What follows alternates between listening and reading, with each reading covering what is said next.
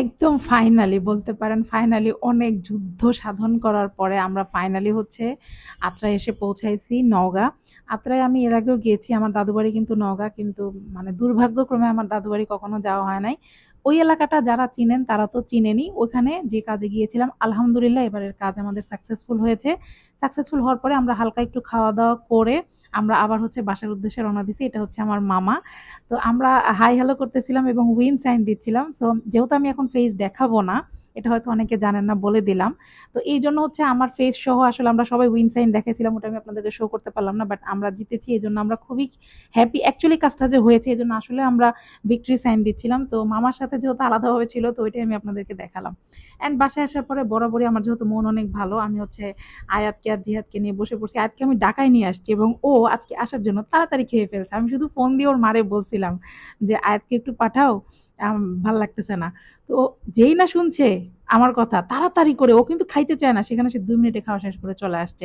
ওদের সাথে time spend করার পরে রাতে আবার ওই যে আমার আরেক মামার বাসায় আমি চলে গেছি আড্ডা দিতে। আর আড্ডা দিব, চা খাবো না হয়? আমি ভাই সবাই অনেক জ্বালাই, আর আমার মামিরাও আমাকে অনেক ভালোবাসে। একটু প্যারা লাগলেও ভালোবাসে কিন্তু অনেক। আচ্ছা যাই হোক, ওই দিন তো গেল গেল। পরের দিন আবার আমার, এই যে দেখেন, পরের দিন ঘুম থেকে উঠতে না উঠতে, দুপুরবেলা অনেক ঘুমাইছে ওই দিন, সত্যি কথা যেটা, ঘুম থেকে উঠতে না উঠতে ওই দিন ছোট মামা হচ্ছে আমাদেরকে আবার দাওয়াত দিয়ে খাওয়াইলো। গরুর মাংস, খাসির মাংস, পটল ভাজি, দেখেন।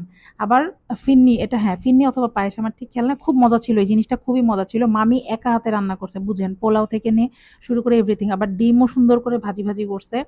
মানে এই খাবারগুলো, উফ, আলহামদুলিল্লাহ আলহামদুলিল্লাহ, আল্লাহ আল্লাহ এত সুন্দর রিজিক দিয়েছেন।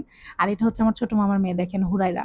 এর এর ভিডিওই আপনারা দেখেন, এত সুইট একটা বাচ্চা, নামটা খুবই সুইট। তো আমরা, আমার খালামণি ওকে স্পেশালি হচ্ছে হুরেতান হুরেতান বলে ডাকে। আর আমি যখন এই যে দেখেন মানে ভিডিও করি, ও হচ্ছে কি সামনে দেখতে চায়। এটা সব বাচ্চাদেরই হ্যাবিট মেবি, ওরা ক্যামেরার সামনে দেখতে চায়, আর ওরে চালাইতে খুব ভালো লাগে। প্রথম প্রথম কিন্তু আমার কাছে আসতোই না, সব বাচ্চারা তো একরকম না। বাট এখন আলহামদুলিল্লাহ ও একদম ইজি হয়ে গেছে। এবং কিছুদিন আগে কি বলবো, এখন আব্বা মারা যাওয়ার পরে ওরা হচ্ছে আসছিল আমাদের বাসায়, ওটাই ফার্স্ট ওদের আসা ছিল। তো ওই সময় ও আমাদের সাথে অনেক ফ্রি হয়ে গেছে, অনেক ইজি হয়ে গেছে আলহামদুলিল্লাহ। এই তো খাওয়া দাওয়া শেষ করে ওর সাথে আরেকটু টাইম স্পেন্ড করতেছিলাম। আর খাবারগুলো অনেক মজা ছিল, আমার ছোট মামির হাতের রান্না কিন্তু বেশ মজা।